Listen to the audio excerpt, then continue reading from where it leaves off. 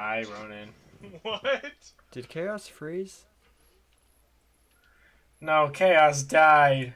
Oh, we talked about him losing internet and he did. No. He died. Did he actually die, or is it a bit? He's not moving at He's all, dead. and I think it's in a pose that I don't think he could keep up. I'm gonna kill someone. And I'm not hearing a I'm single about sound. killing someone. He's dead. Hello? It happened again! We talked about it, and then it happened. Oh! I know, I'm so upset! Anyways, the last card I wanted to talk about for my deck, hang on, put me up to the mic. Yeah, you're up to the mic. Go for it. Okay, so I can hear you. I can't hear any of your guys' reactions, but the last card I wanted to talk about was Silent Arbiter. My computer is currently fully restarting for some reason. Oh. So I don't remember exact modding cost power toughness, but it's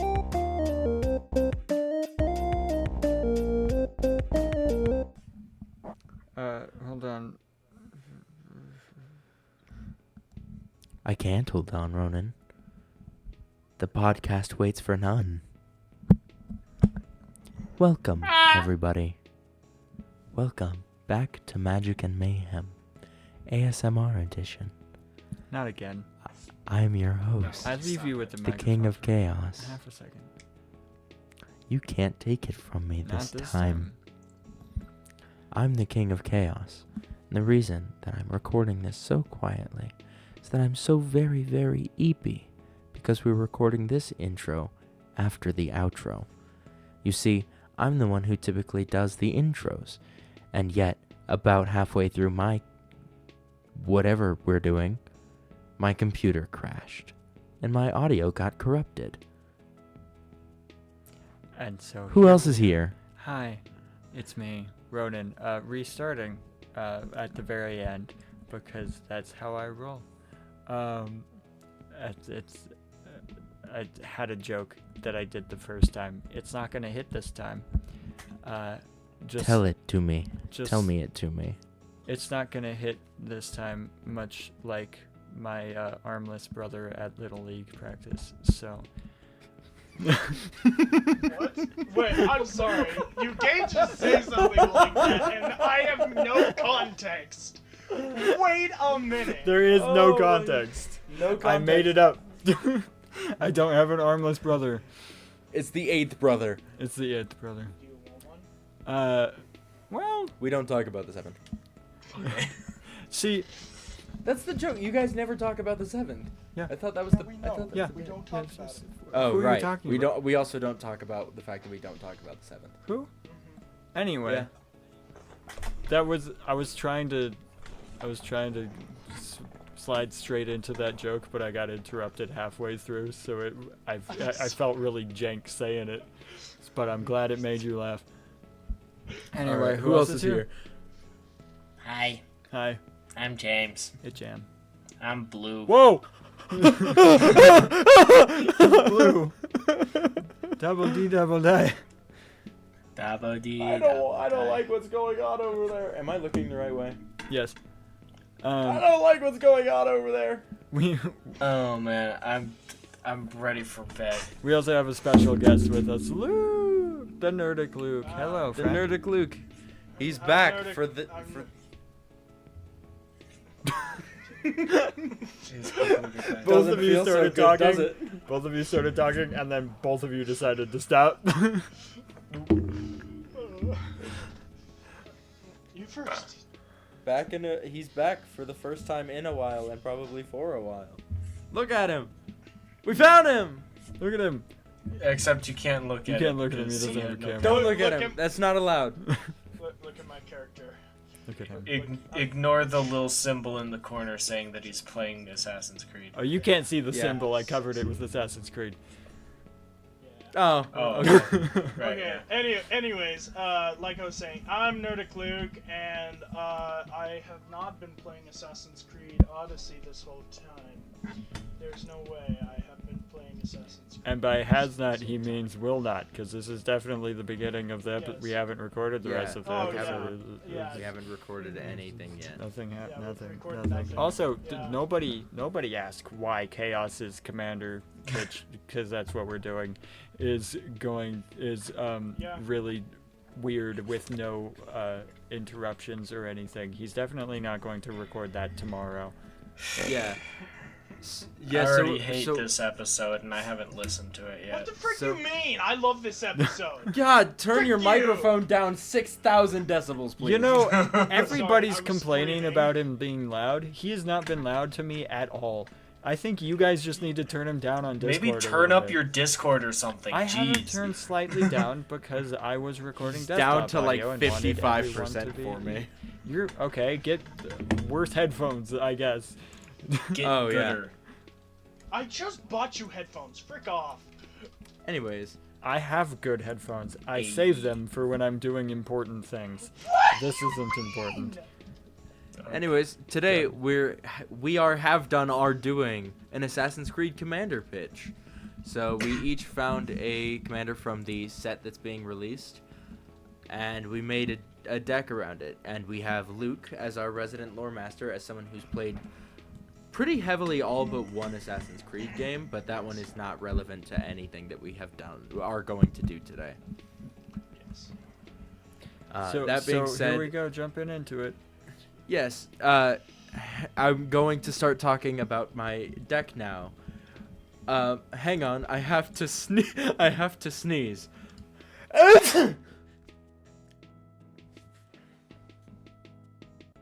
What? Hey guys, it's Future Chaos here. Right when I was finishing up my commander pitch last night, my computer decided that it didn't want to function anymore. And it crashed. And it corrupted my audio file. Which is not good.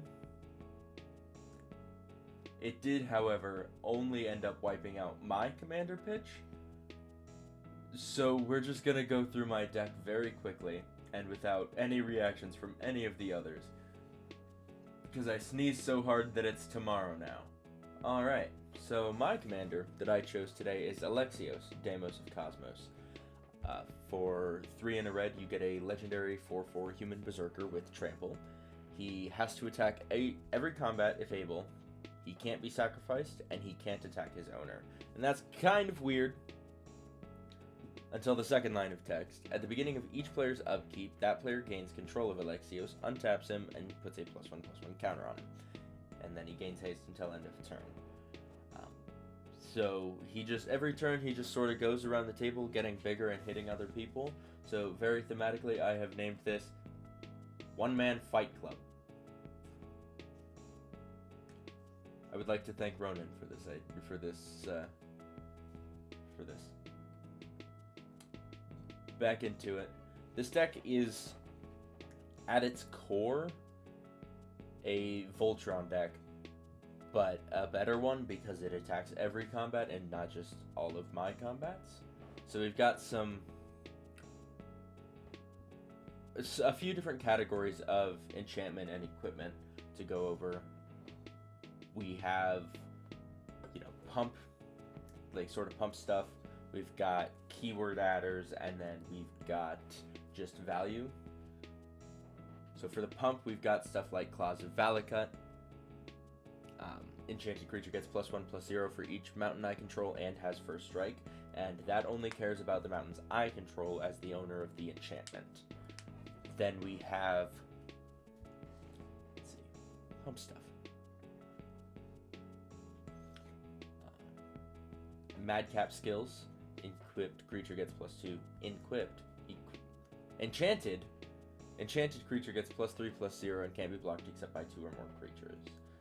So it's both evasion and a pump spell, which is good in Magic the Gathering. Then we have stuff like Armory of Iroas. Whenever equipped creature attacks, put a +1/+1 counter on it. So now Alexios is getting 2 +1/+1 counters every turn. We have Blackblade Reforged, another pump spell that cares about how many lands I control, and gets cheaper when equipping it to a legendary creature, which is good, because equip 7 is... Haha!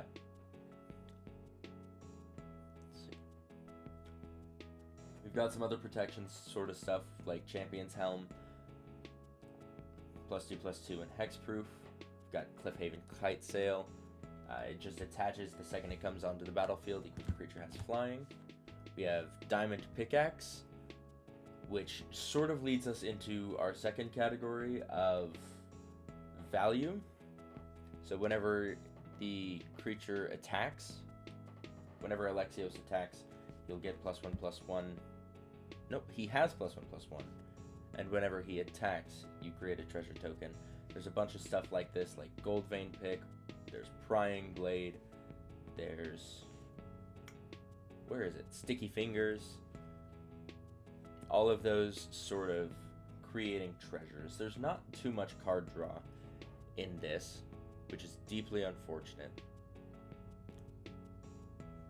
because card draw is kind of rough in red. Then we have sort of keyword adders like Gimli's Axe. Equipped creature gets +3/+0, and as long as it's legendary, it has Menace.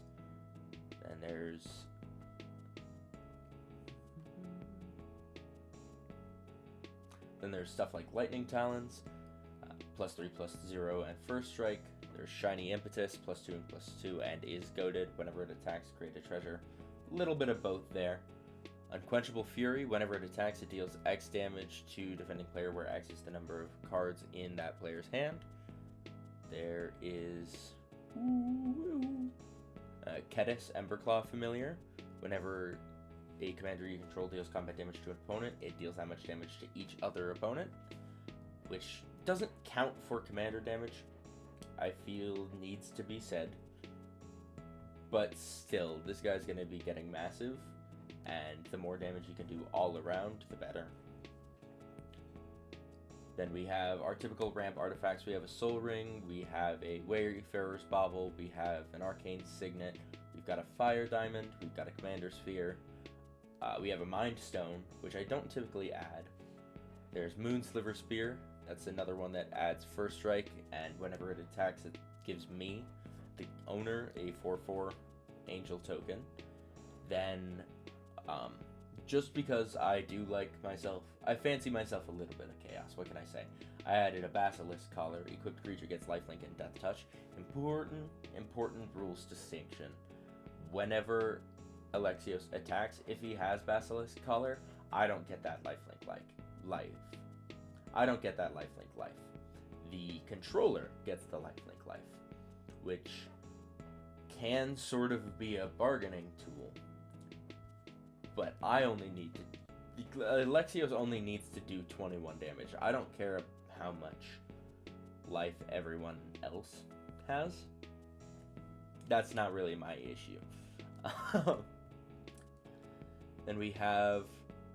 for creatures, we have mostly just enchantment and equipment value pieces like Blade Graft Aspirant and Foundry Inspector and Joyra's Familiar. Stuff like that reduces the cost of equipments and artifacts and stuff like that. We have Solemn Simulacrum, Skittering Surveyor, Explorer's Scope, Pilgrim's Eye. There's more, probably.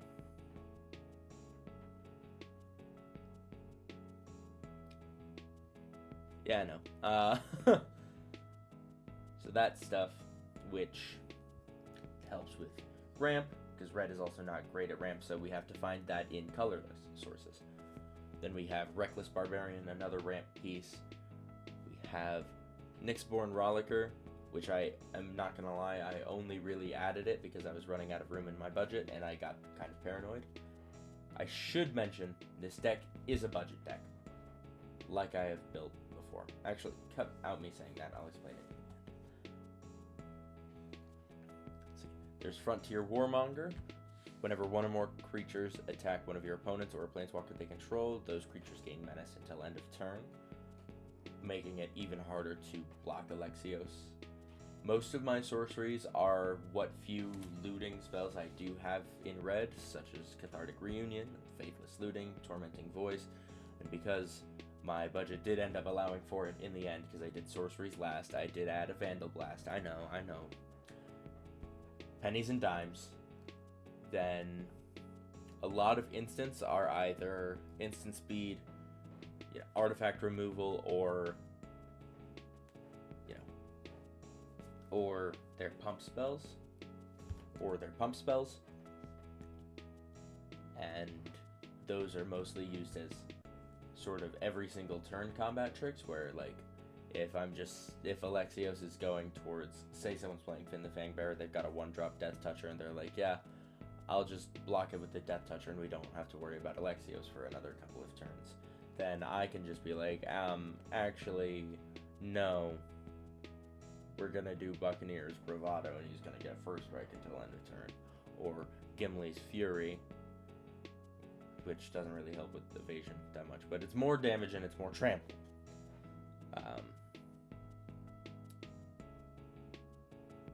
When I put this deck together, I did not realize that Alexios already had trample, so there are a very solid few cards that give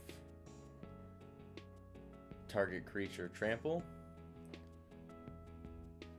So that is likely to change by the time this deck gets posted on the Mox field. Like, I doubt there's going to be a Dreadmaw's Eye or an Enthusiastic Study in this. I might keep Dreadmaw's Ire. This doesn't actually matter. The deck isn't going to be exactly the same as the one I'm showing you now. I might switch out a couple of instants or sorceries. But I guess now it's time to talk about some of the better win conditions of this deck. We've got stuff like Whisper Silk Cloak, which is also the best protection piece in this deck, making Alexios unblockable. Crucial. Having his damage get through all the time, no matter what, crucial. Having him not be able to be targeted by stuff, devastating. And even when it gets to a point where it's just me and one other person left, he can't attack me. It's not like goading. Alexios just cannot attack its owner. Which leads me to another, in hindsight, kind of messed up move, but Silent Arbiter. No more than one creature can attack each combat, no more than one creature can block each combat. Which means that every single combat, every single turn, the only creature that actually gets to tap is going to be Alexios. Unless we're in a situation where it's like me and one other person, and then they get to attack. Since he can't attack me, they are allowed to attack with something else. Then we have Brotherhood Regalia. A equipped creature has Ward 2, is an assassin in addition to its other types, and can't be blocked. Has equipped Legendary Creature 1. This card is going to be devastating in every single Voltron meta, just ever. I don't think it really cares about assassin typing, or most Voltrons don't really care about typing, but having Ward 2 and having it be unblockable for your commander with an equipped cost of 1 because it's your commander, that's going to be game shaking. And I feel like a lot of cards in this set are going to shake up the meta quite a bit. This set by itself is so interesting. And, as time goes on and I just happen upon a few more cards, because when we do commander pitch, we only really look at the commanders up until, the release of the episode, when we get to see more cards when we're building the deck. But, like me, I have 2 Assassin's Creed cards in this deck, and it's my commander and Brotherhood Regalia. But every time, I'm scrolling through TikTok and I see another, here's some important cards to look out for in Assassin's Creed, I'm like, this is awesome. These cards are broken. I am very, very excited and terrified for what this is going to do to my Game Store's meta, because I don't know if this is the case for a lot of game stores. You guys may have to correct me, but the one that we frequent the most, every single time there's a Universes Beyond release, every single pod that we end up in has someone playing a Universes Beyond deck. When Fallout dropped, that night, I think I played up against 4 different Mothman decks. And only one of them was an upgraded precon. The others just built decks. Or no, correction, I apologize. One of them was an upgraded precon, the other was just the base precon. And that was James playing that one. But, you know, when any Universes Beyond comes out, it drastically alters for like a month every single deck I play against at that game store. And seeing some of these, I think I might have to build this deck just so I'm not left behind. That being said, and rambling continued,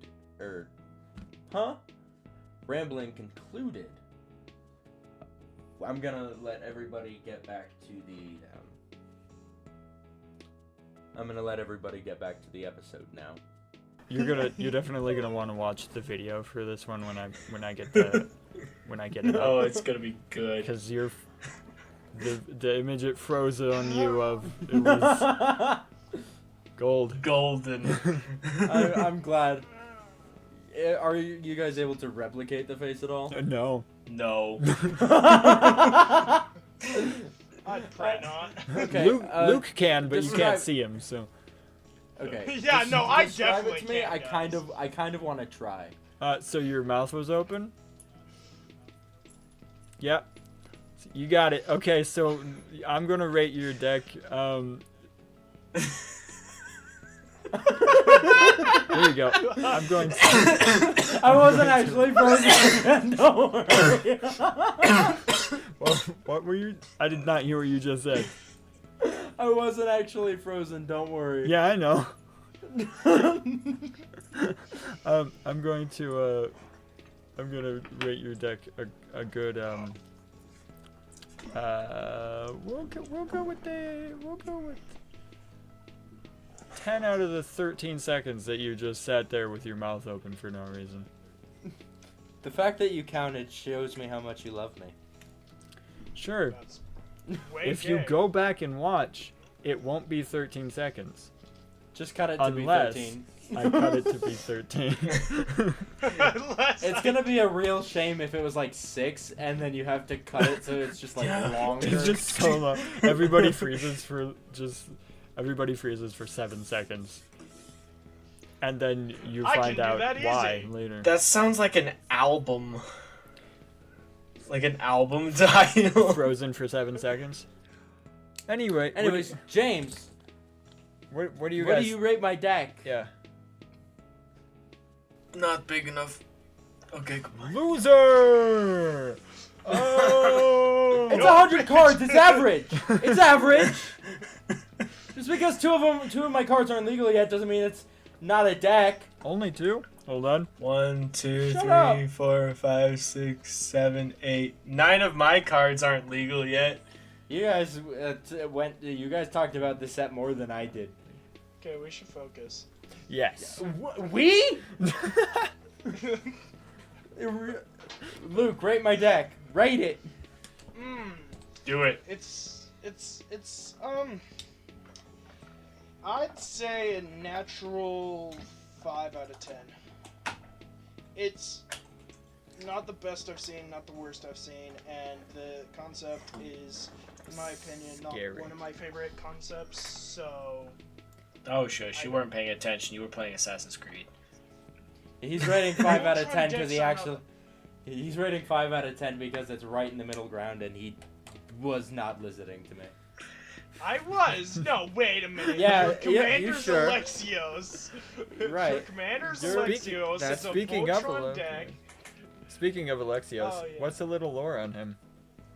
Alexios, he is basically, as a young age, he got kicked off a cliff by his dad. Oof. Because his dad didn't love him. Oh, poor I chap. did a little... I'm sorry. I looked up a little bit of lore on Alexios when I was building this deck. It's not too far off. Yeah, no. So basically, the time period for Alexios is Sparta, like Spartans and Persians and all that. I think the beginning of this game, Assassin's Creed Odyssey, the game where Alexios is from, is I believe 50. I might be completely wrong. This is what I remember. 50 something years after. Have any of you guys watched like the 300? What's that movie? 3,000. Yes, 3000. That movie. So basically, this game is taking place after that battle, which you play in the very beginning as a commander, and then you get to learn about a person called Alexios, who you can either play Alexios or I forget the other person's name because I really don't care. Todd. I don't know. But Alexios is a one-man army, a mercenary, who, as he is, if I'm trying to remember this, it's been a second.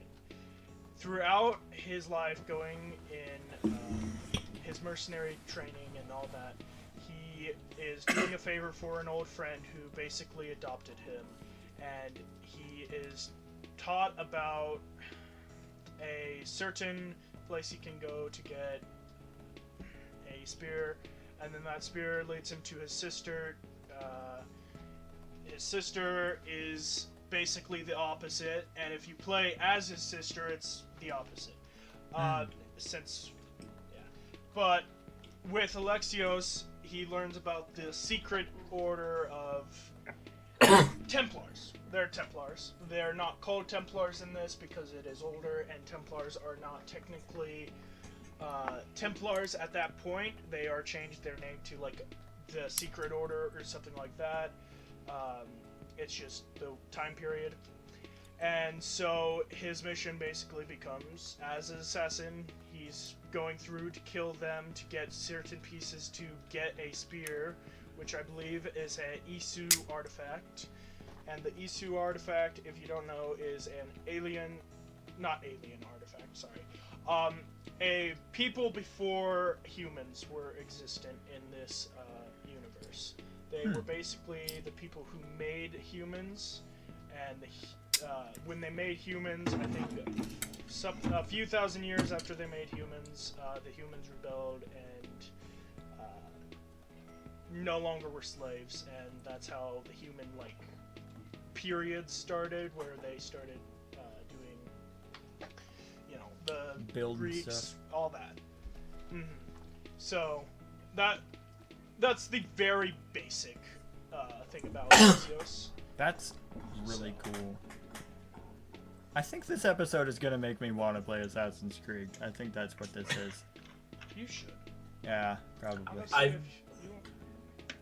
I have been listening to the D&D YouTube channel is releasing a bunch of videos about the 2024 Player's Handbook, and I've been listening to those, and I've been really wanting to play Baldur's Gate again now. Just constantly thinking about D&D. Well, Yeah. Baldur's Gate is just amazing. So It is a really good game. I still haven't finished my first playthrough. That's fine. Just start over. We'll get there. I've almost beat my second playthrough on Tactician. Luke is committed, way more than any of us are, to actually finishing I have games. to. Yeah. The funny thing is, I haven't even downloaded it yet. Oh, from when you had to factory reset your computer? So, Makes but sense. anyways, back to it. So Alexios, the most simplest form I can put it is Alexios is a mercenary who, through years and years of being betrayed by his father, the trauma from that is taught basically how to be assassin by people who are not assassins, and he learns about the Secret Order and is on the mission to kill him. I'm not spoiling it because I do not know the end. Does he like found the Templars or something? Who? Alexios? Yeah. Found? He did not found the. Oh, okay. But. The Templars are the assassins, right? No. Okay. Never mind. So, very quickly, the history of Assassins and Templars. The Assassins are a secret organization which is basically set to be a shadow among people to kill Templars. Because the Templars believe in... It's been forever, so don't quote me on this. But basically, enslavement of those who they deem lower than them, and also destruction of the world. So, very evil. And the assassins were formed to stop the Templars, which, if you ever watch or play Assassin's Creed Rogue, or Assassin's Creed... I'm trying to think of the names. But Assassin's Creed Rogue shows a time period where the assassins were basically a big group, like huge group in like the 1890s. I might be wrong. But and it shows like what would happen if assassins were the main group alive. Mm-hmm. The only other thing I know about Assassin's Creed is, and I have questions about this, it's like, how is this a secret organization where no one's supposed to know who's part of the organization when everyone in the organization needs to lose their middle finger? Ring finger, thank you. Ring finger. One Sorry. of the two. Basically, How is this a secret organization? Everyone knows who's in it because they're missing their ring finger. So basically, the best explanation I've found for this is, it's not... The way they kind of hide it is that you don't really look at people's hands when you're... like, assassins are basically meant to assassinate without being seen, which is not always the point, but, basically, it's... But then one of your main moves to disappear into a crowd is to hold up your hands and pray. Yes. So, Don't think about it. It's fine. It's very complicated, and the only, like, good explanation is because they are supposed to be invisible to everyone else. It's like, if you get caught, you're not good enough, you deserved it, kind of thing? Yes, basically. Fair enough. I would like to offer up a potential second explanation. Stick in glove where finger normally goes. Yes, that's also... Alright, I could do it. That's too. not what they do, but they sometimes do that. When you can go see- to the grocery They store... don't do that, but they do. When you go to the grocery store and you just don't want anyone asking questions about the finger, you just wear a glove with a stick in it. Glizzies! So, there's very few dog. assassins in the Assassin's Creed games that actually do that, but if I'm right, it's been a long time, but Altair, I believe, does wear gloves with the ring finger on, That's cool. but don't quote me on that. That's just from what I remember. Alright, well, we'll get back to more lore stuff a little later. We gotta keep moving along. We've got 2 decks to go through. James. Tell me about Late- your deck. Yeah, later we might have you explain why their ring fingers is missing. I watched a TikTok about it. We'll get to it in a minute. Yeah, we'll I get to that one think after. I understand the it, but next not one. really. Alright. Alright, so I've got Eivor, Wolf-Kissed. Of course, naturally, I gravitated directly towards the Vikings. Not even just the Vikings, the wolf you know me. Vikings. Yes, that too. Well, it was one of the only Vikings that I found interesting. The furry Viking. Wolf-kissed. But for some reason, all of the Vikings could fit into Naya, which is strange. It's like most of them were just straight Naya. Some of them were Boros. I don't know why. It just happens, I guess. What's the other... What's Naya? Naya is red, green, white. Red, green, white. Okay. It's only in my head because I used Scryfall to try and find some of these cards like an hour ago. Makes sense. Alright, so it is a red, green, and white for a legendary creature, Human Assassin Warrior, 7/6. She's got Trample, Haste, and whenever Ivor Wolf Kiss deals combat damage to a player, you mill that many cards.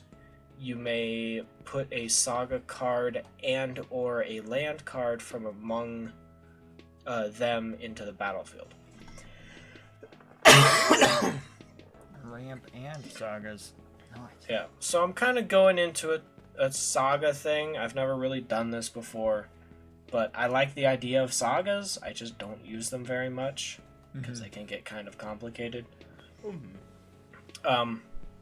But naturally, some of my first thoughts were, I like Vikings, so let's go look at Kaldheim, because I know they have some good sagas, and they did not let me down.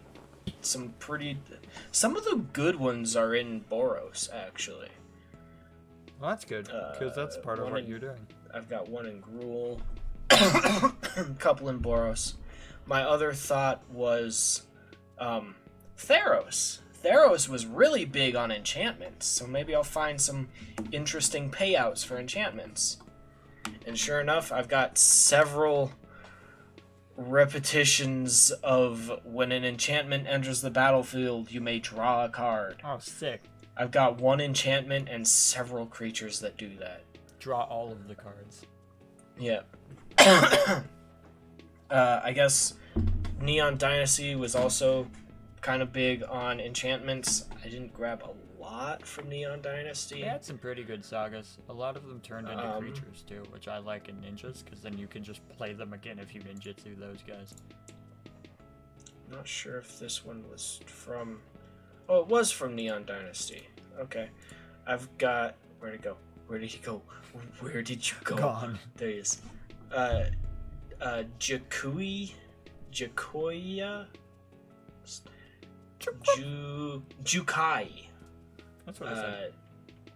Jukai Naturalist is a human monk with lifelink that just has enchantments, spells you cast, cost one less to cast. Ooh. That's a good one. That's a classic right there. Yep. Got from Theros, we've got Cetacean Champion. This is whenever an enchantment enters the battlefield under your control, put a +1/+1 counter on Cetacean Champion and draw a card. Which is helpful to start getting things bigger. We have another one from Theros that makes enchantments cost one less to cast, and when an enchantment you control is put into the graveyard from the battlefield, put a +1/+1 counter on this creature. Which naturally they're gonna go to the graveyard because they just kind of do that to themselves. Yeah, I just kind of put in some of the basic Enchantress deck payout stuff. Mostly draw card stuff. We've got... I'm not going to find anything interesting in sorceries. I found...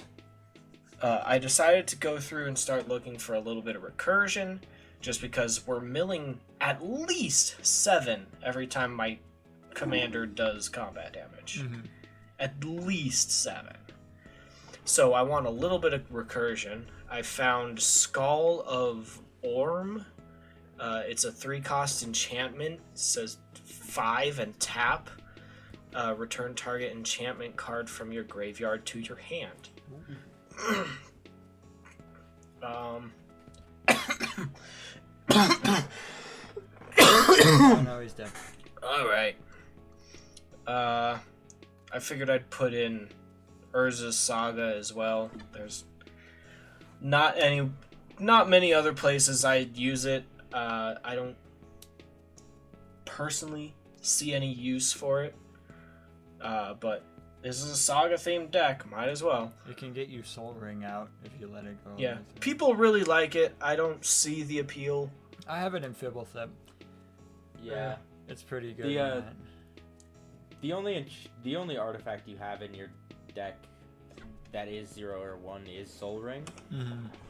So it's like, you'd be searching for that every time. But having a reliable Soul Ring is very, very good. Yeah.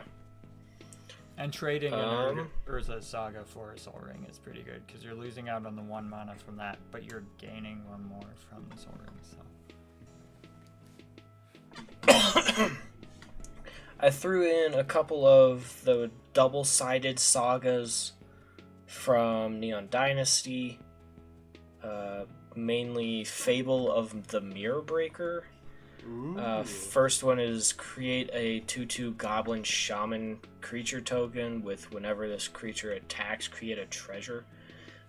Second one is you may discard up to 2 cards. If you do, draw that many cards. And 3 is exile this saga, return it to battlefield transformed. On the other side is Reflection of Kiki Jiki. Kiki Jiki? It's a 2/2 Goblin Shaman creature. It says 1 and tap, create a token that's a copy of another target non-legendary creature you control, except it has haste. Sacrifice it at the beginning of your next end step. So if I have anything fun, you could do... Shoot, where did it go? Do an Eternal Witness, which I have in here. It enters the battlefield. You can grab something from your graveyard, put it in your hand. There's... yeah, just to double cash out on some of our enchantment payouts. I also decided to put in Barbara Wright from Doctor Who.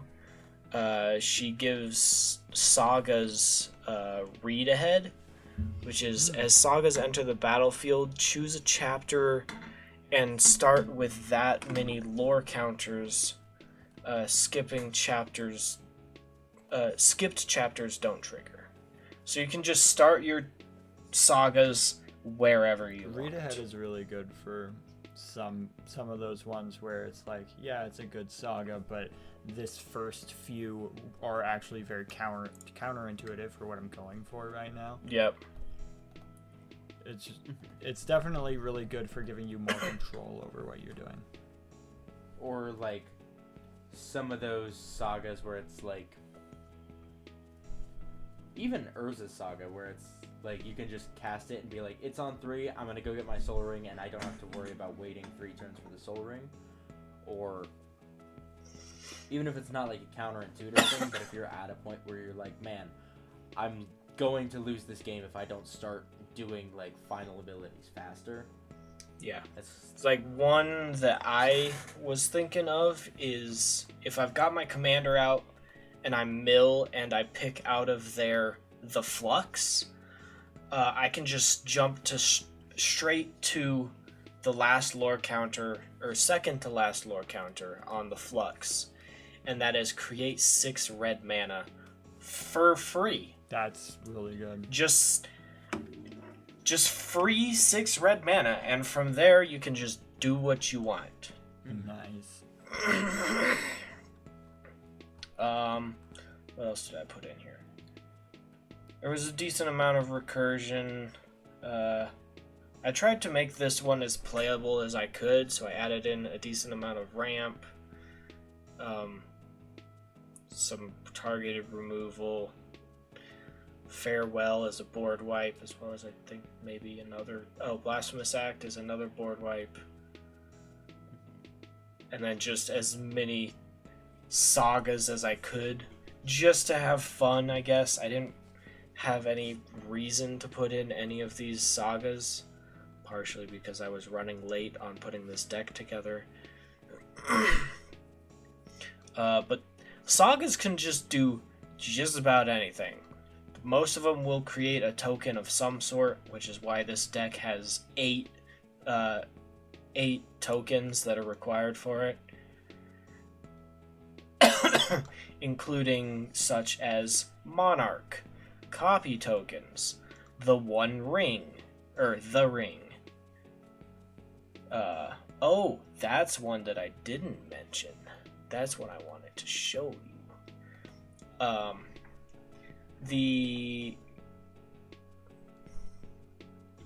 What in the world does that say?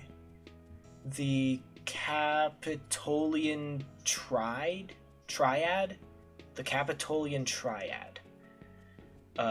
It's a 10-cost colorless legendary creature artifact for 7/7. Its first ability is this spell costs 1 less to cast for each historic card in your graveyard, which sagas are historic cards. Mm-hmm. So you're gonna have a lot. as well as legendaries, but I don't think a legendary saga will count for 2. Dang it. And then it has exile any number of cards from your graveyard with total mana value 30 or greater. That's the ability cost. Mm-hmm. You get an emblem with creatures you control have base power and toughness 9/9. That's from the Assassin's Creed. That's from the Assassin's Creed I was set. looking at I was this close to doing that one as my commander today. Mm-hmm. It's the Capitolian Triad. It looks like possibly from Odyssey. Odyssey. Maybe? Yeah. Just based on all of the flowy robes. And Yeah. It looks like Greco-Roman or whatever.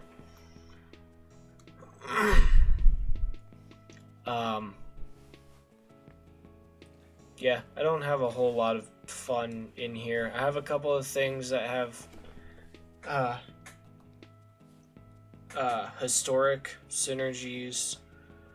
I've got Layla Hasten, also from Assassin's Creed. She's got first strike whenever Layla Hasten enters the battlefield, and whenever one or more assassins you control deal combat damage to a player, return target historic card from your graveyard to your hand. Just a little bit more recursion, just because we're milling a lot. Mm-hmm. Yeah. But theoretically, we're not going to mill too much, because our commander has 7 power, so that's 3 hits without being blocked. She does have trample, but without being blocked, 3 hits before someone is out of the game. And since she does have trample, there's a chance that you won't be milling 7 each time. Yeah. You'll be milling like maybe 3 if they have a 5. But that almost guarantees that you're going to be milling every time she attacks. Yeah, So. something. You're gonna be milling something. Yeah. Probably. Yes. Mm-hmm. The ideal situation is mill 2, you mill a saga and a land, just bring both of them into the battlefield. Ideal situation. Least ideal situation. You mill 7. They're every one of your creatures. The only other thing I thought I'd mention is I also have, also from Assassin's Creed, Cert Fiery Jotun. He has trample, and whenever you cast a historic spell, Cert Fiery Jotun deals 3 damage to any target. It's just a ping effect every time whenever I cast one of my main things in this deck. Mm-hmm. Artifacts are historic as well, right? Artifacts, yes. Okay. Yeah, artifacts, sagas, and Legendaries. legendary permanents. Okay. Ooh, I found this actually kind of anything cool legendary. one that I think should go into more decks than it is in. It's Starfield of Nyx. At the beginning of your upkeep, you may return target enchantment card from your graveyard to the battlefield. As long as you control 5 or more enchantments, each other non-aura enchantment you control is a creature in addition to its other types and has base power and toughness equal to its mana value. Nice. I don't think I've ever seen this card before, but it should be in a lot more Enchantress decks than I've seen it in. Mm-hmm. Yeah, Yeah, that's that's- really all I got there. Cool. What's the name of the deck? Story time, Little Assassins. That's pretty good. What? I said that's pretty good. clever. That's good. I really like the concept of saga decks specifically. But every single I've been time, thinking about putting together a Tom Bombadil deck, yeah, just because I have both printings of Tom Bombadil. every single Yeah. time I think about making one though, I'm just like, that's so complicated and hard to put together. I don't want to. Especially with Tom Bombadil. Yeah, 5 colors. you got so many options. You have so much to think about what you're doing, and some sagas, you can't even just like dump every saga into it, because some sagas are just so bad for the specific thing that you're trying to do. You can play a saga and be like, this is hurting me more than anything. Yeah. You just have to really get the right ones. So I've just never. It's like something or other of Nico from Kaldheim. The white-blue one that I was playing in my Foretell deck for a little bit. Kept bringing back with the Sun Titan. Yeah. It's only good if you're foretelling stuff. That is the only thing it's good for. Yeah. It's like the first one, it gains you life based off of how many things you've had foretold. The second one, it gives you a white and a blue in order to foretell stuff or cast things from foretell. And then the third one is something else for foretell, but I can't remember. Well, I'm going to rate your deck a full 2 out of the 2 parts of that saga that you could remember. You're welcome. Perfect Dope. story. I see Chaos being frantic. He's trying to find the saga for me. Or he's counting. I'm counting. Okay, I can just go over to my deck list and find it. Hey Luke, what do you rate his deck? Oh, he muted. Oh, there he Sorry. is. Okay, man. Oh, I see. It's called Nico Defies Destiny. The last one is return target card with foretell from your graveyard to your hand. What do you rate it, Luke? His deck. From what I heard, good 7. I really liked how Nice. you put a lot of the assassin type, not assassins, but you know what I mean. Mm-hmm. Yep, I threw in a hidden blade for you as well as the 2 other Naya Viking commanders from Assassin's Creed. I honestly don't know. I think I know who that is, but my brain, I don't know exactly. There's Havy the Allfather, and Sigurd Jarl Sigurd! of Revenstra. Yeah, Sigurd is basically Ivor's brother. He's his adopted brother. Eve. Ravensthorpe? We're, I don't know. we're still working on the name. Sigurd is brothers to Ivor. Yep. And then I've got 2 sagas: Fall of the First Citizen, Yes. and the Eris Escape Valhalla. I don't know that one, but Oh, the Aesir Escape Valhalla. Aesir. Okay. I do know that one. You know, the main gods from the Vikings. Yes. What do you rate it, Chaos? I'm gonna give this a very solid 14 out of 17 of the sagas that are in this deck. Nice. One thing I did want to mention, I do like how There's 18. Don't forget Urza's Saga. Oh, I remembered Urza's Saga. I'm missing another saga. Hang on, 1, 2, 3. Oh, 4, I may have taken one out then. 5, 6, 7, 8, 9, 10. Sorry, I distracted him. 16, 17. Yeah, I'm only counting 17. That's okay. What was it that Yeah. you were gonna say? One thing I like about this commander specifically is I was like, man, it's gonna be kind of hard if you're milling. It's just like losing some stuff.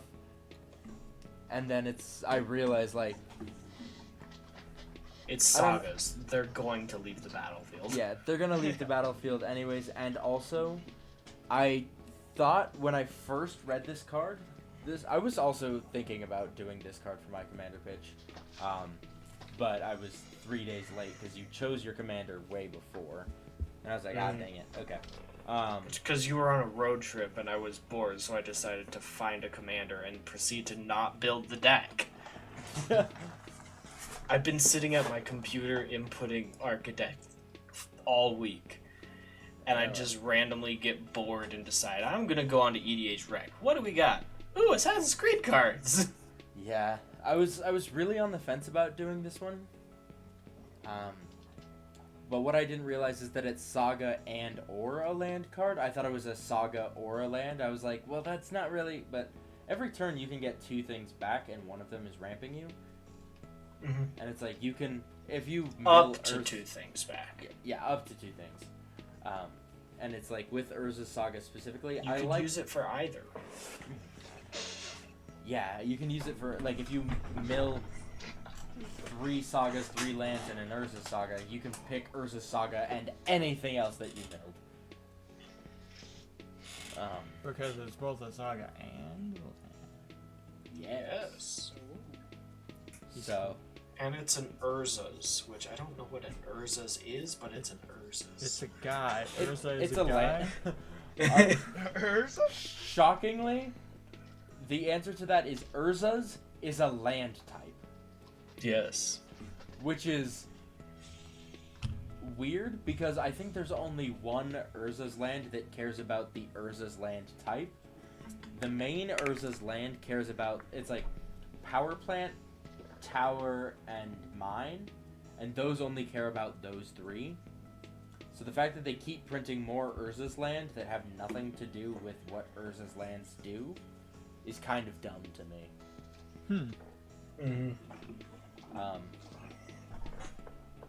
But it's still overall like a good card for Commander. It can get you whatever Mox you want. It can get you whatever 1-mana artifact you want, whatever 0-mana artifact you want. It's really good in If you- Fiddletip.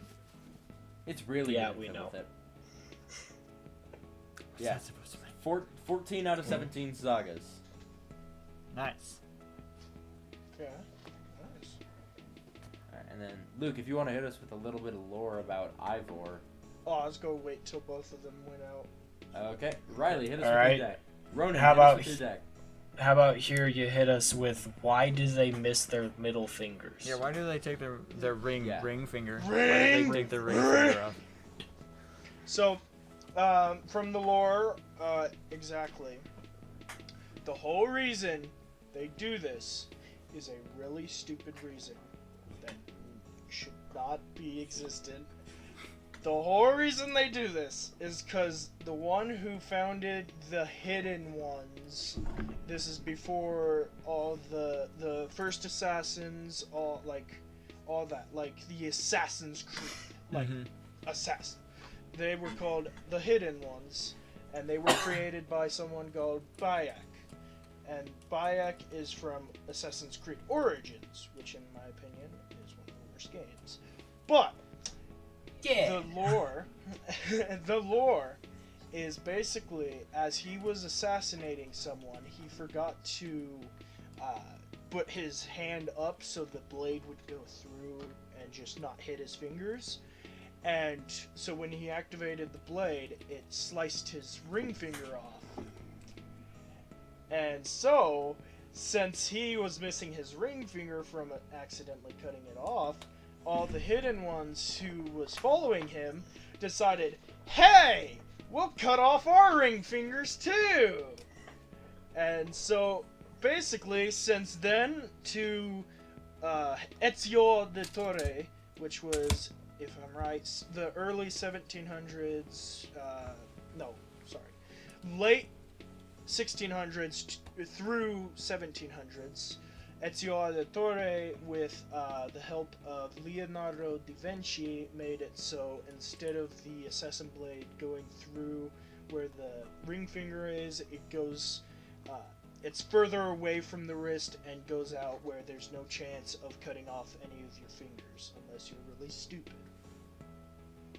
Huh. I see. That's the whole reason. So, I agree. That's stupid. It's extremely stupid. That's kind of dumber than what I thought it was.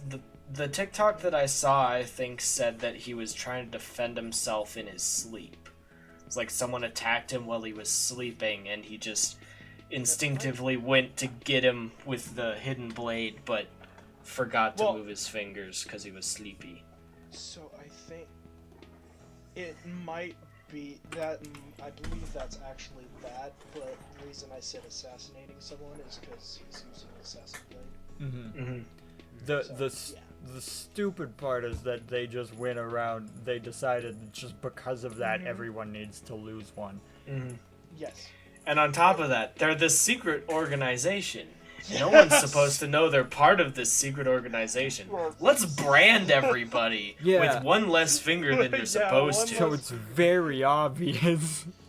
So, yeah, that's the whole reason. And it's like all on the same hand, right? It's like left hand or something. I believe depending. I might be completely wrong, but I think... Just your main blade hand or something? So, yeah. If you have two assassin blades, then I think both of your ring fingers have to be cut off. I mean, it's good world building, but did you not think of the implications on this secret organization? So basically, the only person who's secret about it is Ezio de Torre, and after is the actual, they don't go around showing off their finger. But the dumb thing, which really pisses me off, is Brotherhood. They keep cutting them off? Assassin's Creed Brotherhood. Ezio Auditore went and basically the first game, Assassin's Creed 2, where Ezio Auditore is a young man and loses his whole family, except his mother and his sister. I know. And moves to a place. Basically, after that whole experience, he learns of all the people around him have been basically training him, and they're part of the Assassins. And so in Assassin's Creed Brotherhood, they basically, if I'm right, they promote him to a Master Assassin. So, highest ranking assassin there. Big boy. And so, for the ceremony, guess what they did? Did they chop his finger off? Give me your fingers. Oh. Yep. So it's really stupid. That is kind of dumb. It's cool for on the standpoint of like looking at this entire world that these game developers have created, and all of these details and small hidden things, and then but like if you really think about it, it's the dumbest thing for any of these characters to have done. Yes. And for that lore to have been implemented as early as the second game. So, yeah. Possibly the first game, but you mentioned the second game specifically. So, I'm trying to think. From the first game, there's not really here it is in black and white. The thing is, you do see assassins without their ring fingers because it is a assassin thing. Mm-hmm. So, throughout the first game, it is thing, but what is funniest to me is they waited until Assassin's Creed Origins, which is right before Assassin's Creed Odyssey, Valhalla, Mirage, like 4 games new. Mm-hmm. They decide to implement that's how it happened. Mm-hmm.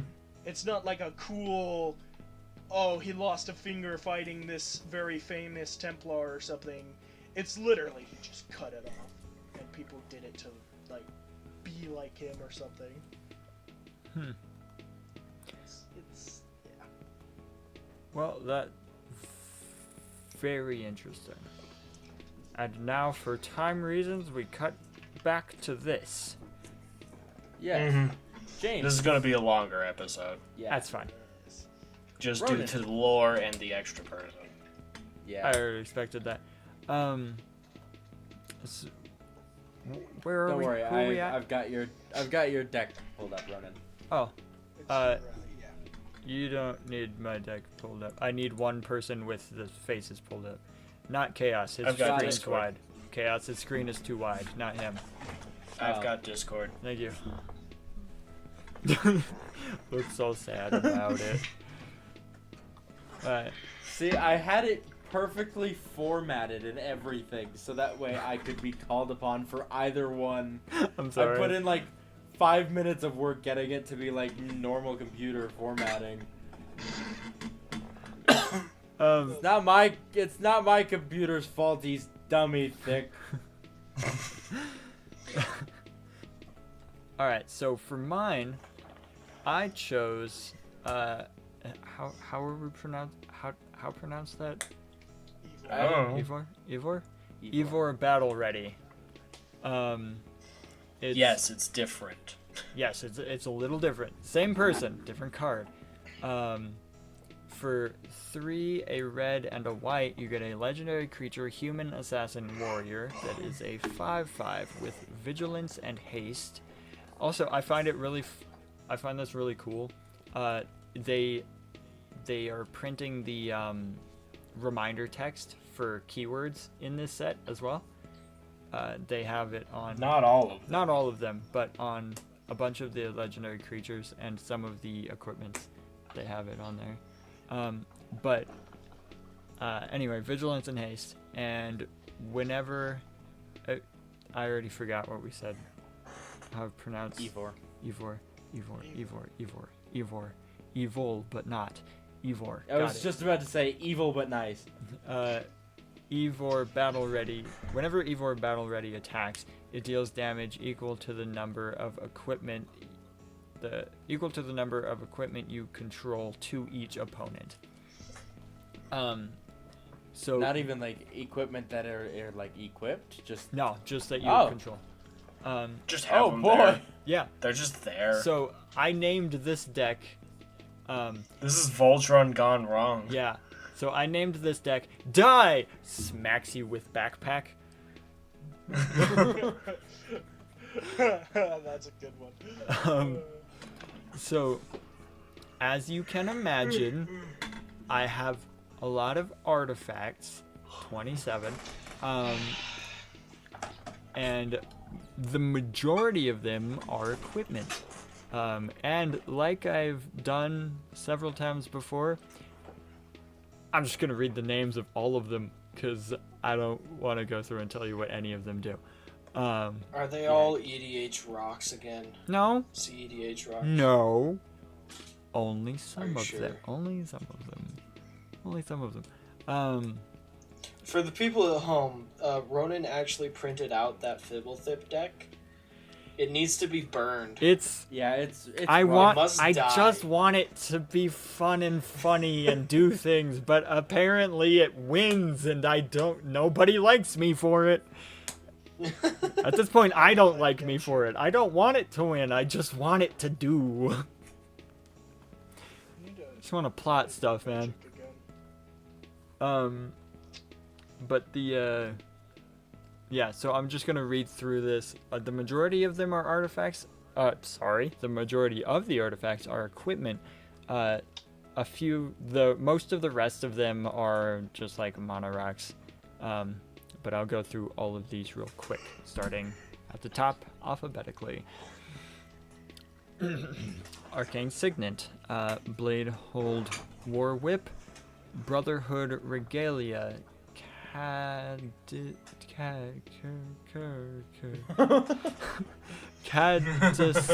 The way you read cards, I love the way you read cards, man. Caduceus, Staff of Hermes. I don't know how to pronounce that. Caduceus. Oh yeah, there it is. Commander Sphere, Excalibur, Sword of Eden, Golem Skin Gauntlets, Hammer of Nazon. Nazon. Yep, that's what I said. Helm of the Hosts, Huragrim,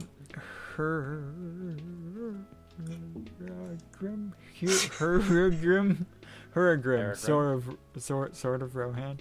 See, That's I'm not even. Sword of Hearth and Home. What? It's Sword of Hearth of Home, but reprinted or reskinned for Lord of the Rings. Oh yeah, it is. Hold on, I have to. No, it's not in here. Never mind. I was gonna say I put the other swords in. I should pull this. I should pull one of. But no, I did actually.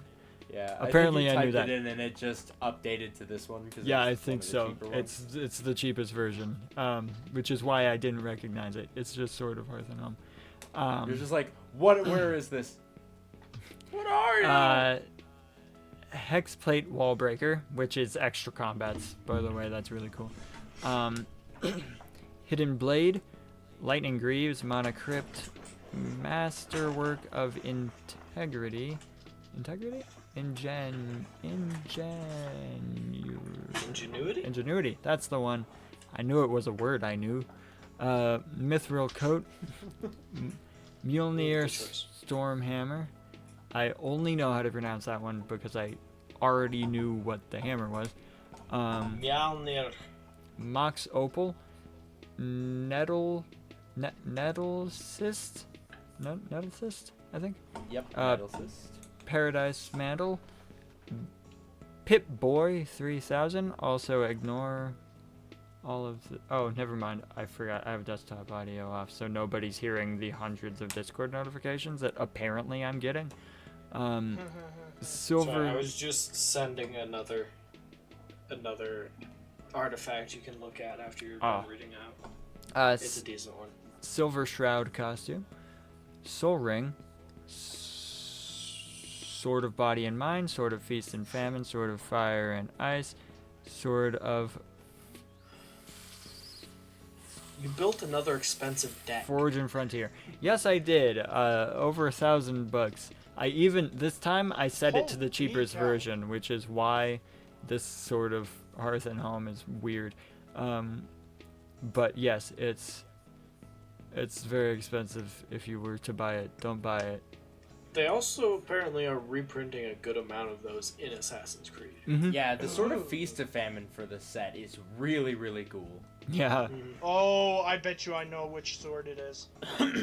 I'm planning on opening at least a little bit of Assassin's Creed to maybe get one sword, possibly. Dude, it's probably not even going to be a good sword. If you open packs works. You should invite me. Guess who can drive?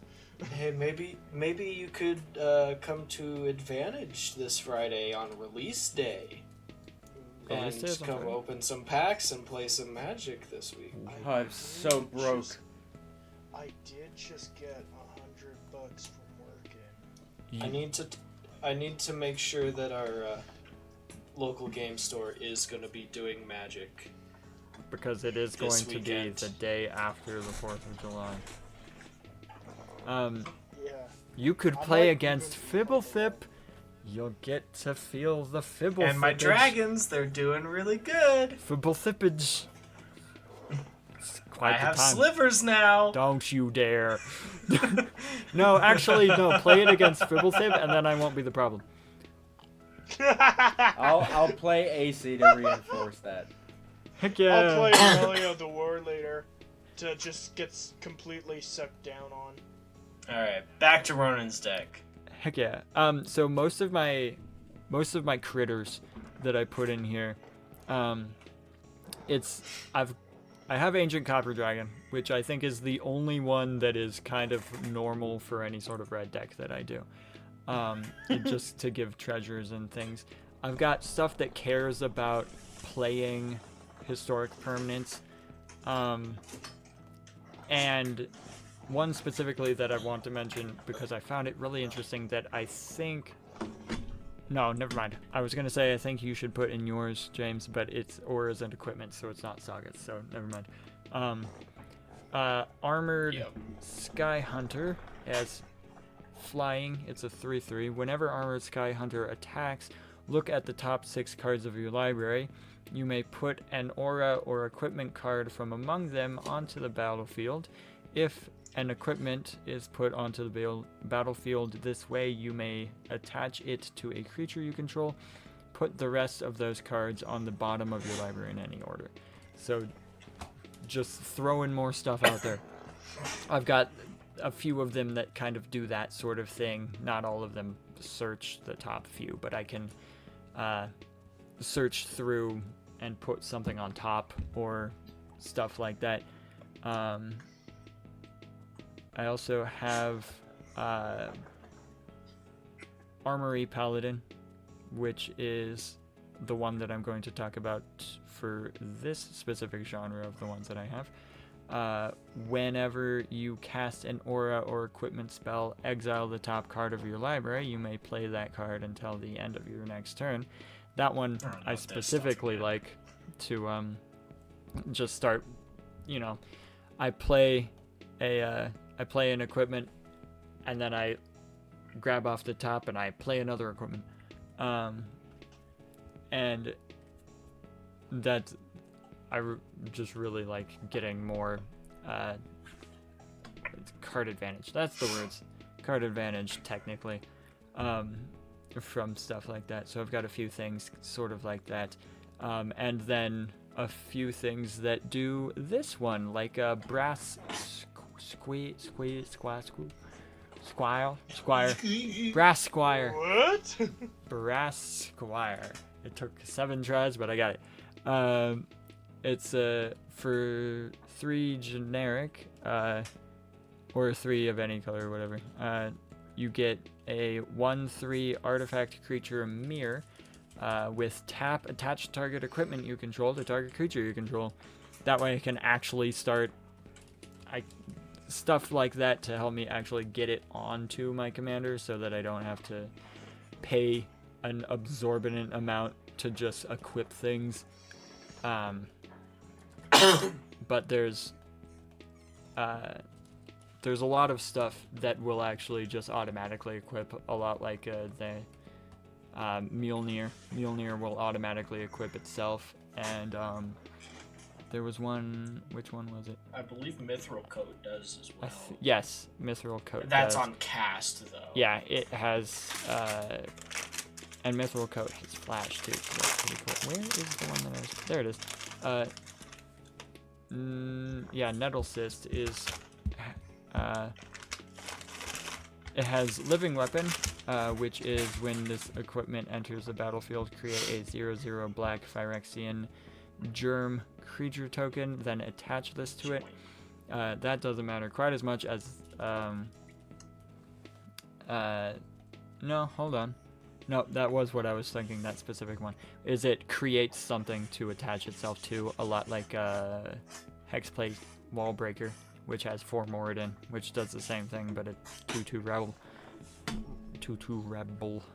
I have something in here somewhere that will just straight up make everything attach automatically, but I don't remember if it was an Boros is enchantment really or good if at it was that. it might be an enchantment.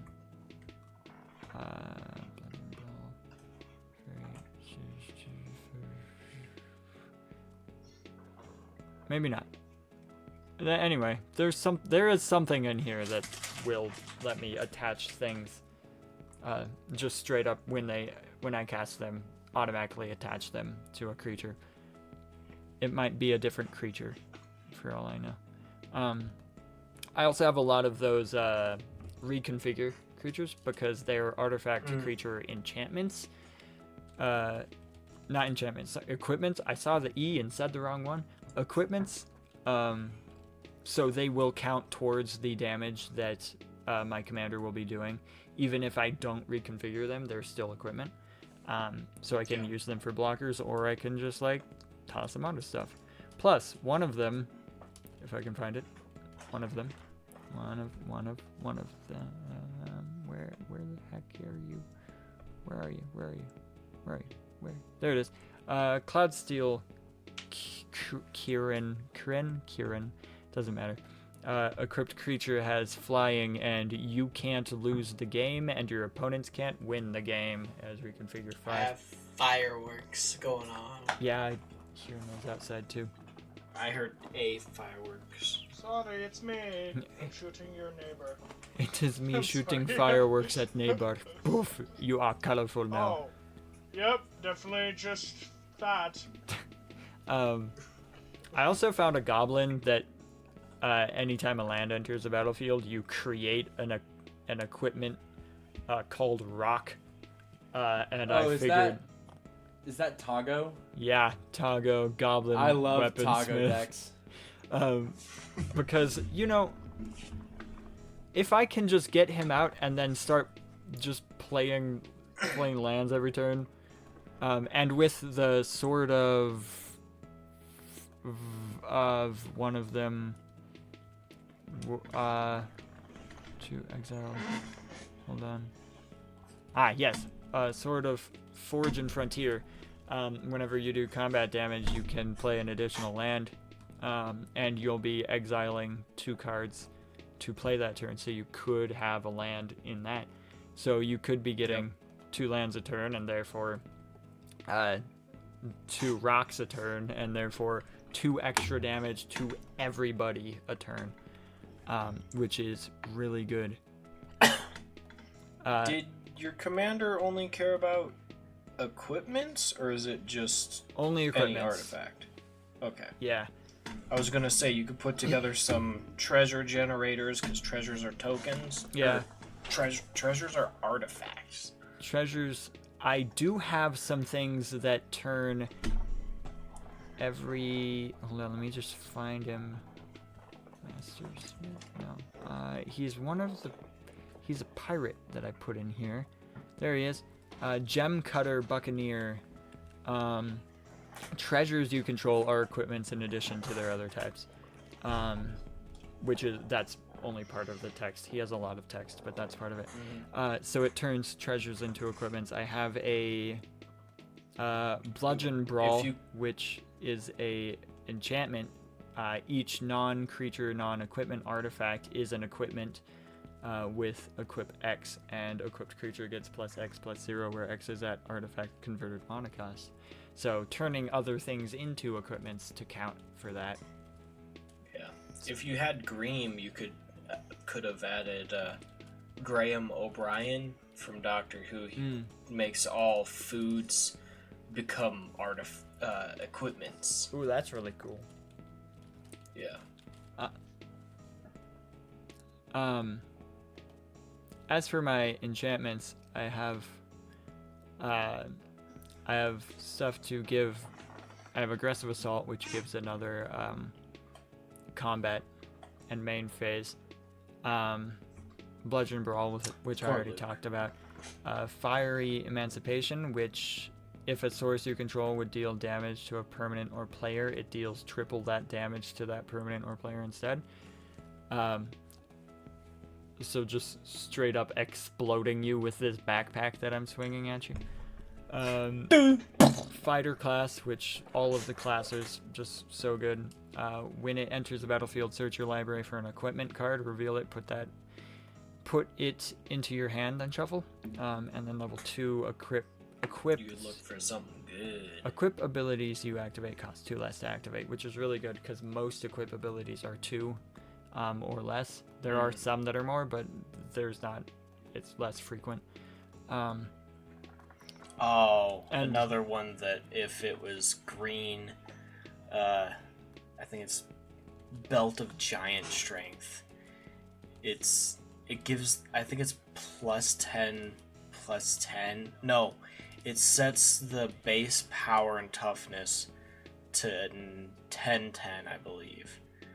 But it's 10 to equip. Mm-hmm.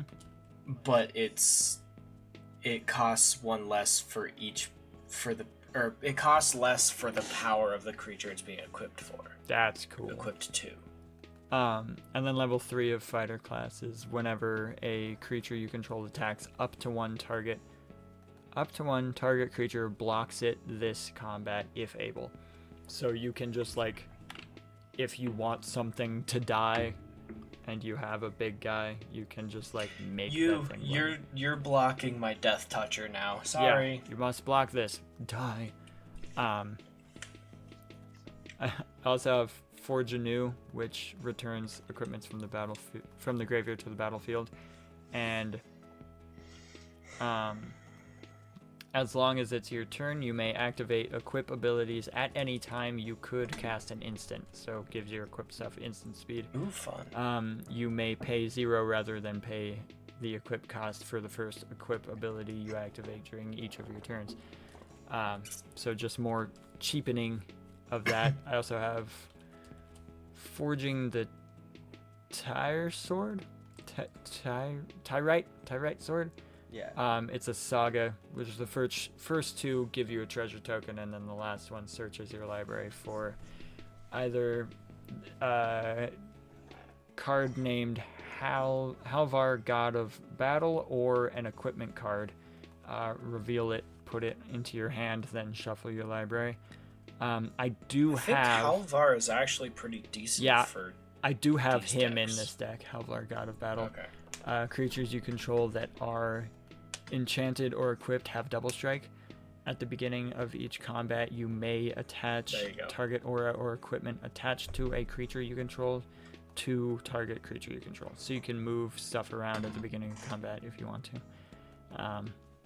And he also flips over to be you could cast him for that or as an equipment that gives equipped creature +2/+0 in vigilance, and whenever equipped creature dies, return it to your owner's hand, which I think is usually what I'm going to be casting it for, so I can put that on my commander, so if it dies I can just do it again.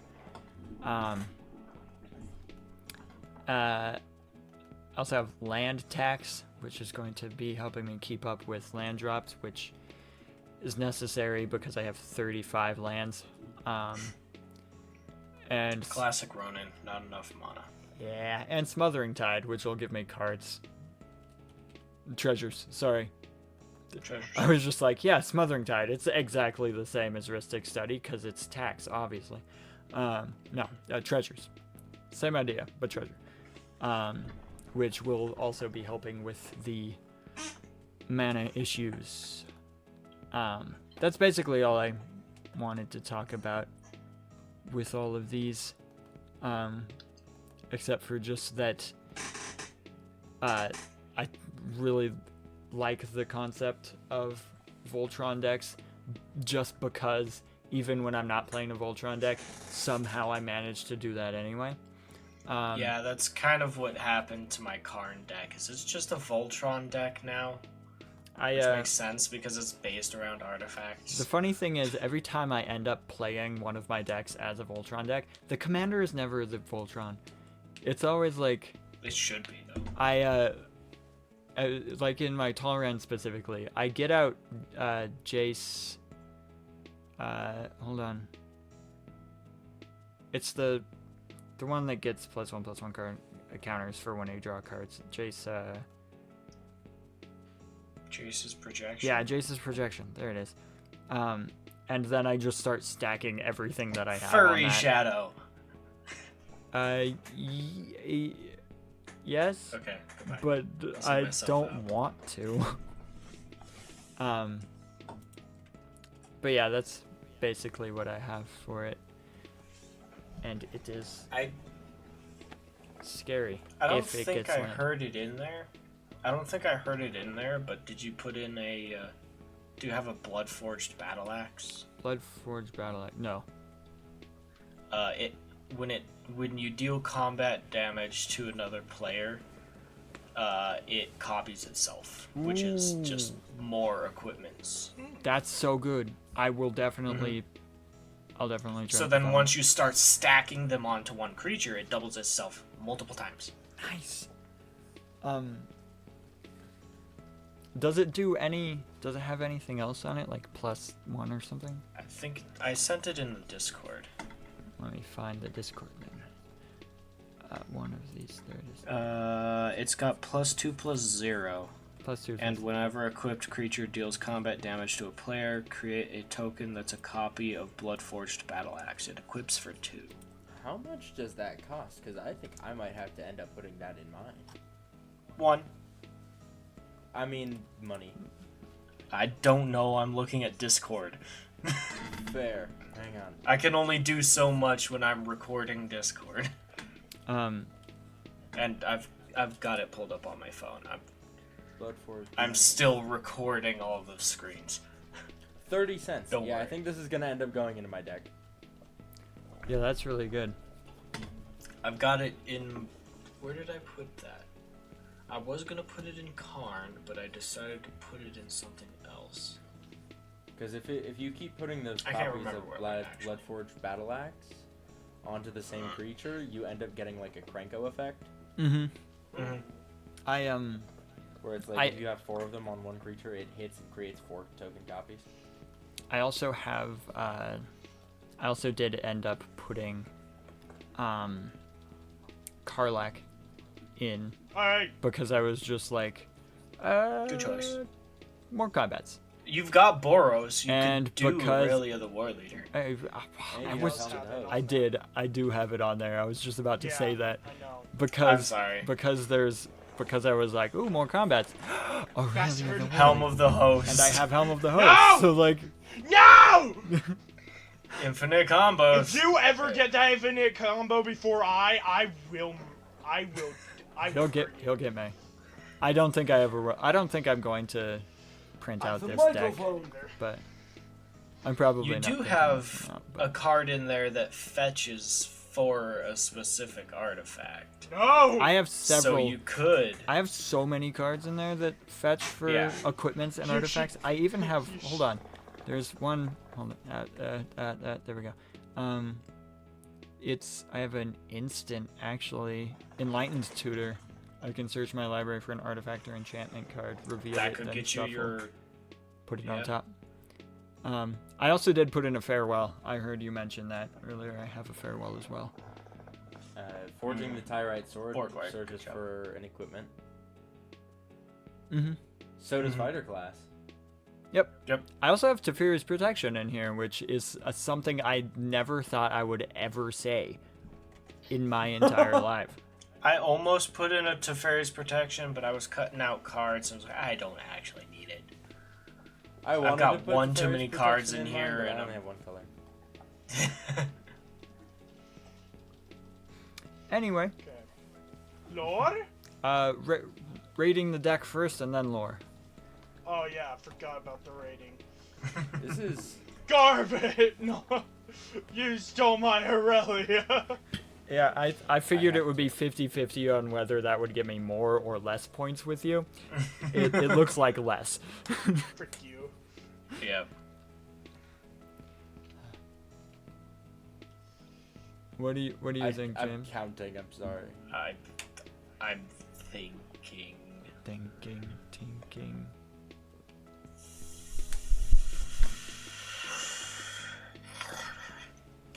Nah. Time to go over here, because the last time I did this, it ended so well.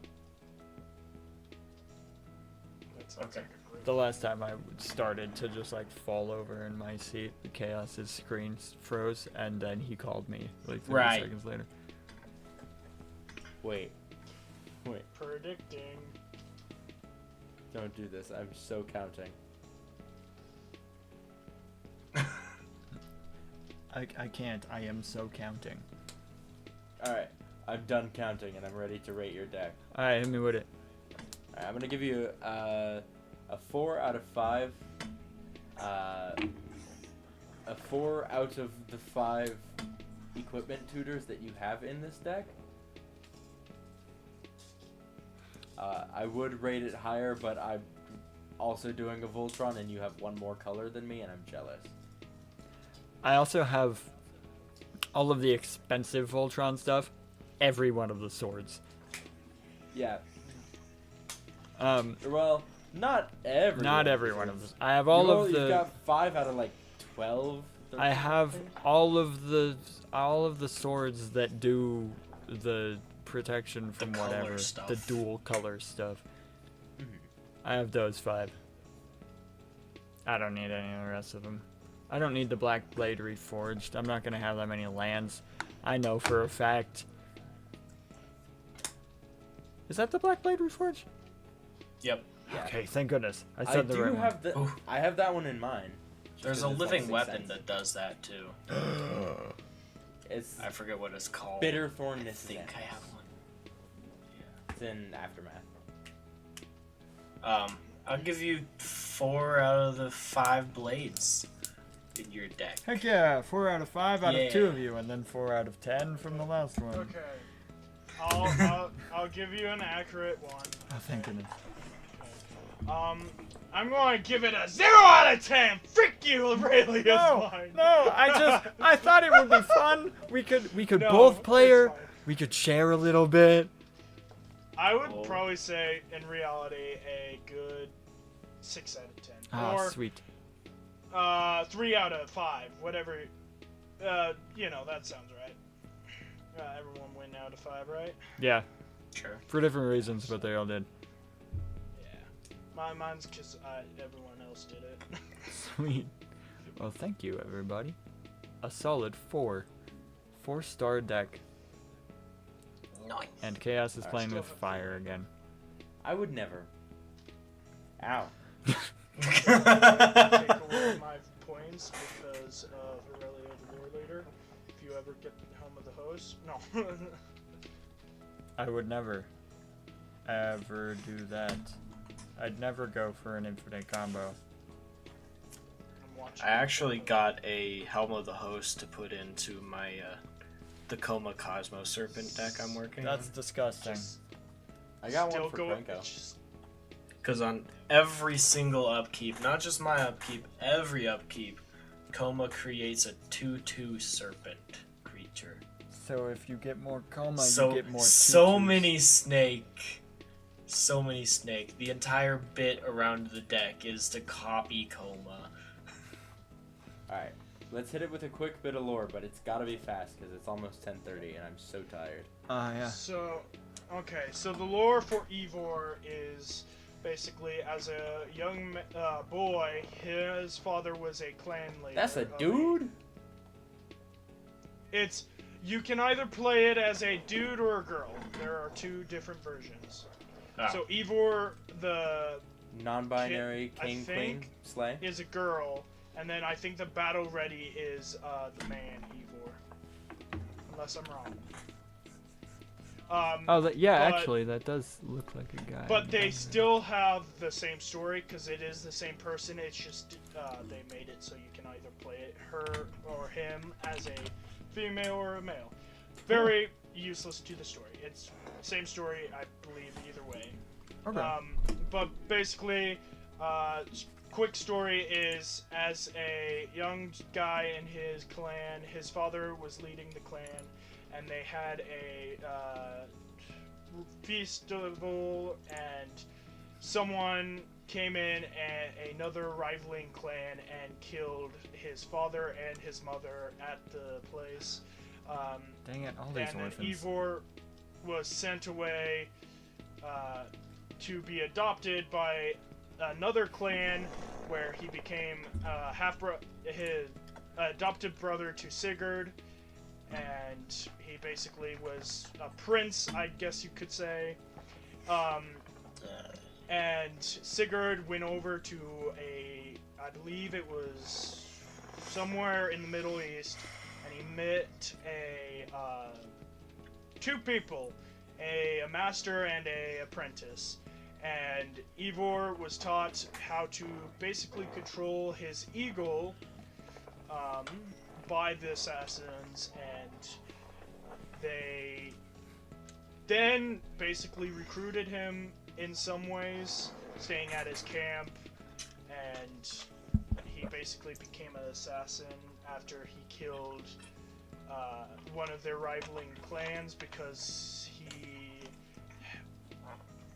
from what I remember, had threatened them or took in land, and so he killed him, claiming him as the first assassin kill that he had gotten, and I think he joined the assassins late into the game, so he became an assassin pretty late. Huh. Well, that's cool. Very small amount of poor, but Ivor clan killer. yes. Nice. Okay. I'll leave this up to you, Luke. It is almost 10:30. Do you want to give a deck too, or do you want to just be like, I'm just the lore guy, and have us stop it here? I'll be the lore guy for one more guy. For one more guy, give us some lore on one more. You person. just gotta Edward dump Kenway! out some on your favorite guy. Edward Kenway, which, in my opinion, one of the best assassins because of his whole story. All right. The whole story is basically, very quickly, this. So, as a young man, he grew up very poor, and he decided to, a long time after he was married, he decided to go be a pioneer, something like that, for a ship. And when he went and became pirateer, he was transporting something to a place, and the ship they had was attacked by a Spanish ship, killing his whole crew and stranding him on a desert island, where he met a man who he saw on the other ship, the Spanish ship, run away from him. He chased him down and killed him, taking his gear for his own and upgrading it throughout the whole game. He left the island, and then some period he got captured on a ship. And the ship he was accompanied by a person called Adewale, and Adewale and him made a plan to escape the ship. They escaped the ship by breaking their chains together with another bunch of crew members who were also trapped on the ship. They got out of the ship and found let me make sure I know the name. They found a ship called El Dorado, a Spanish ship, and they took it for their own, escaping the fleet during a tsunami that was hitting the ships. And after they had exited the plane that they were at, he decided to become a pirate, and he named his ship the Jackdaw, one of the sexiest names for a ship that you can call one. And so basically he became a pirate on the Seven Seas. He met multiple people, including Captain Kidd, who in reality is Mary Read, and a lot of people think that the two they basically shipped him and Captain Kidd. But basically he lost Captain Kidd and another lady he was trying to save, and throughout the period of his time he was losing everyone around him, so he decided to help the assassins find the observatory, trying to convince a guy who is a big part of the story in the old time, because you're an animus doing this. So if you don't know, an animus is basically where a person takes memories from genetic DNA, go back and basically live the life of Edward Kenway, Altair, Ezio Auditore. It's basically the whole story. Okay. And basically the guy who they made help them find the observatory was a big role in both the past, and the future. I'm not going to spoil why, but he was a big part of it. So they found the observatory, and then I believe he assassinated all the Templars in the region, and then he got a pardon by, I believe it was Robert Walpole or something like that. And then he soon acquired a estate in London, and then married a person and joined the British Assassins. Cool. And then later died. Yeah. Oh, poor chap. Was his Favorite assassin. were his parents part of the crew of the ship that he was on that everybody died on? No.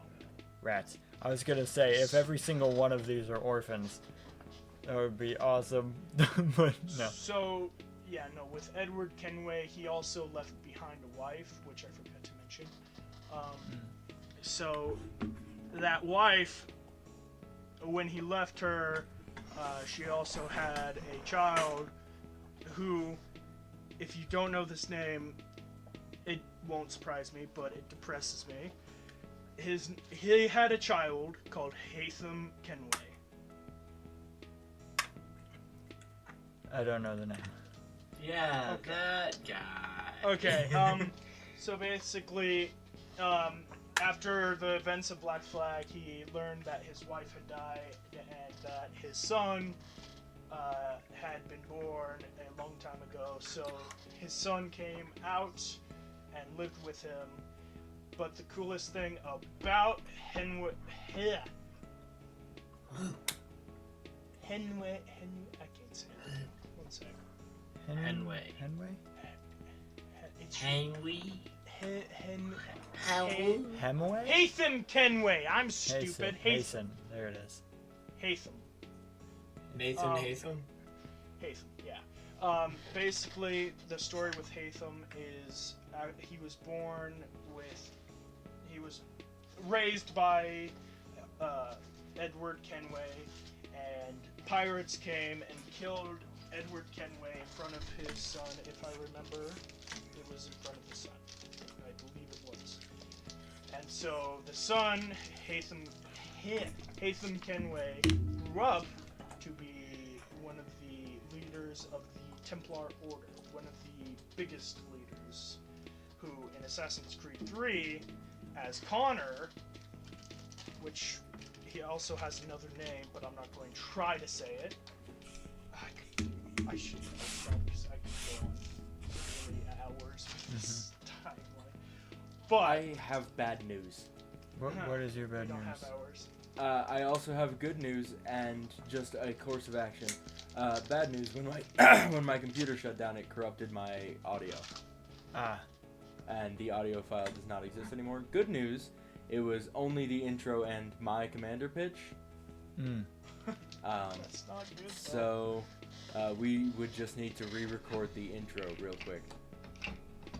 And then tomorrow I will record my version of the commander pitch.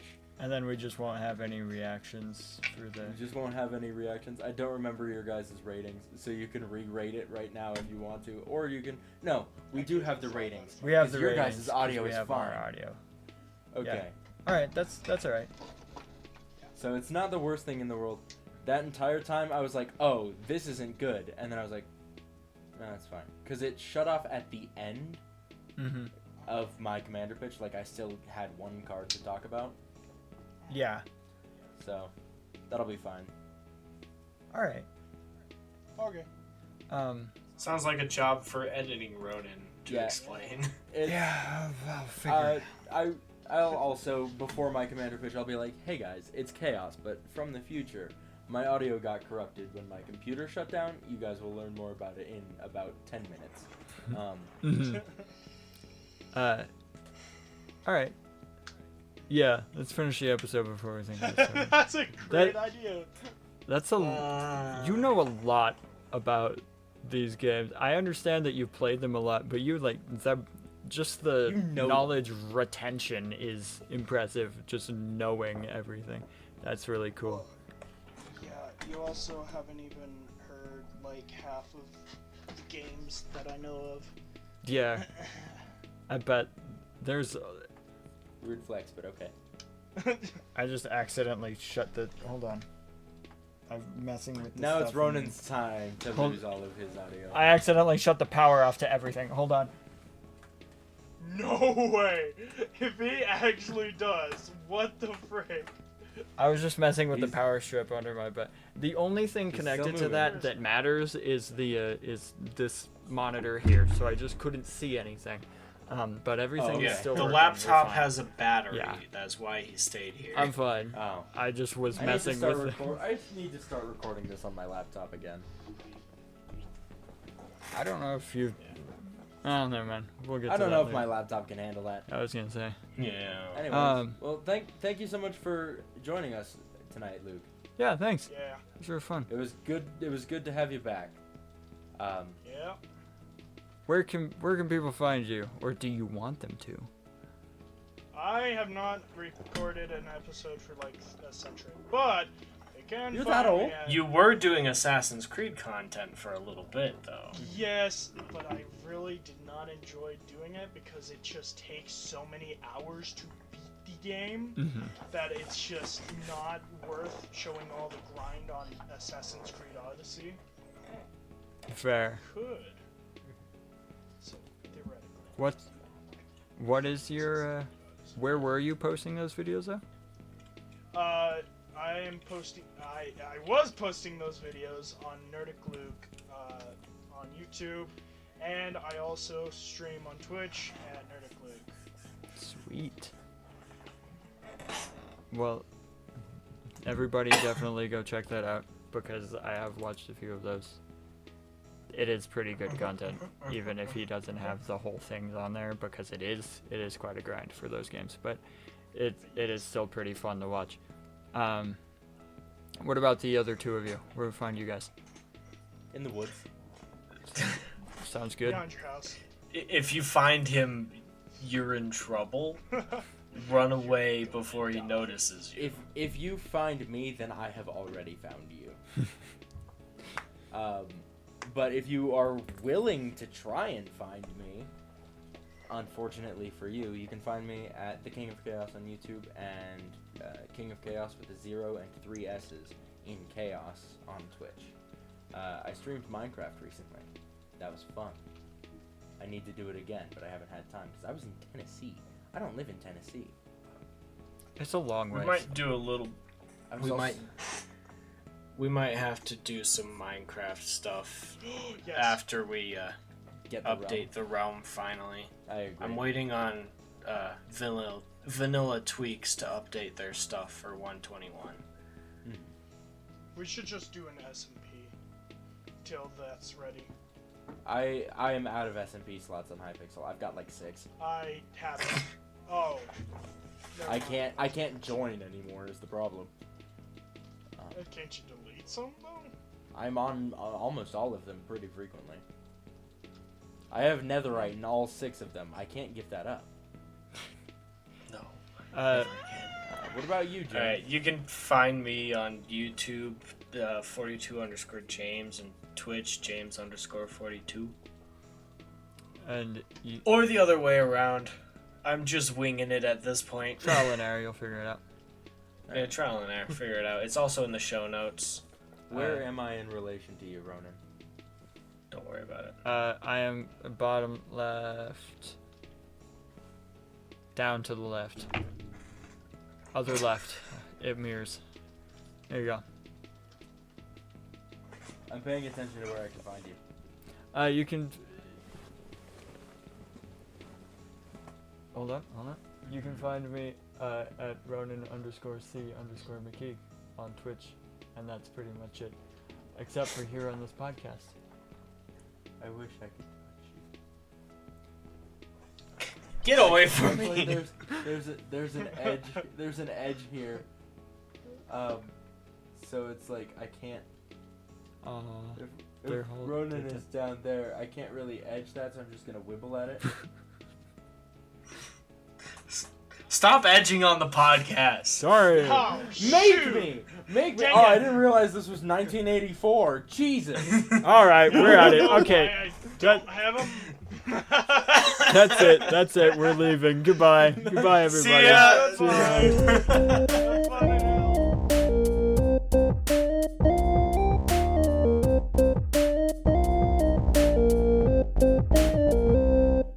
Am I able to mirror this, maybe?